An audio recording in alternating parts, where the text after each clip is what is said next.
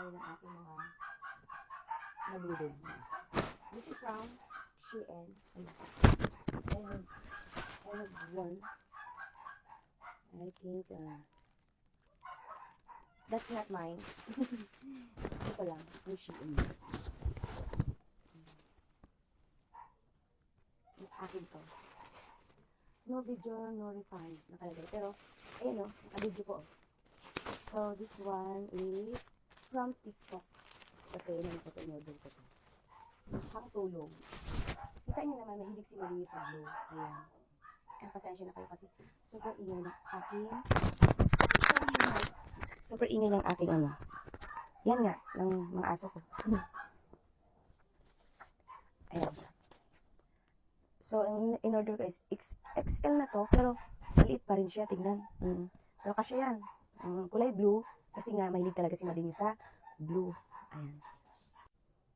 XL. XL ba talaga to? Maliit siya tingnan, pero okay lang. And this one is from Shein. Dahan-dahan natin kasi yung mga like this, mga lalagyan nila, napakaganda. Inano ko yan, kinikip ko kasi nga maganda. So, pwede pa malagyan if ever meron akong travel. So, nilalagyan ko mga panty, mga pwedeng may lagay.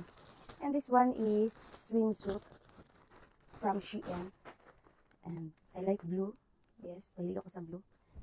Yeah, this is royal blue color.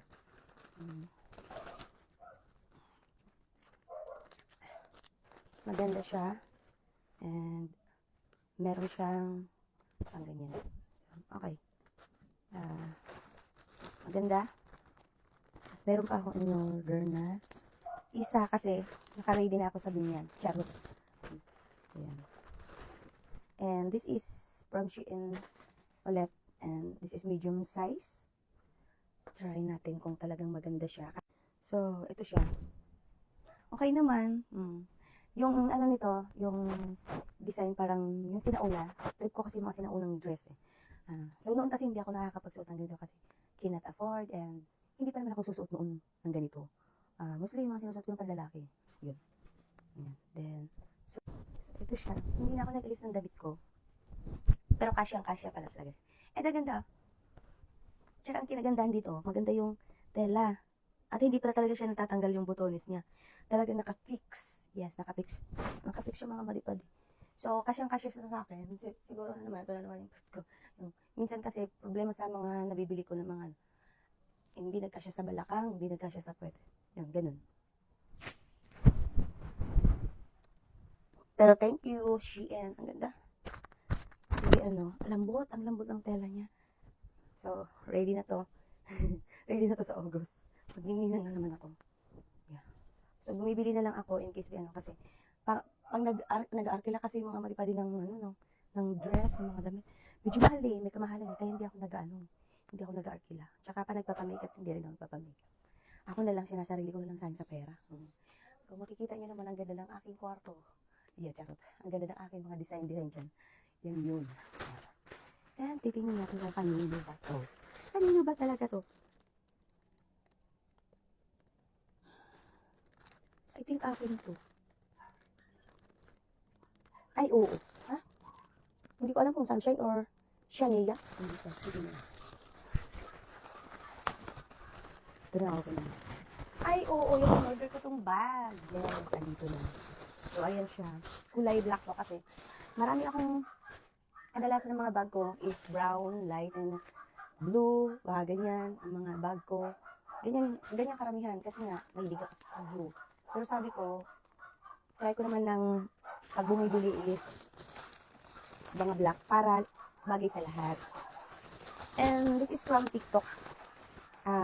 Yung brand ng bag na to is Mumu. Yeah.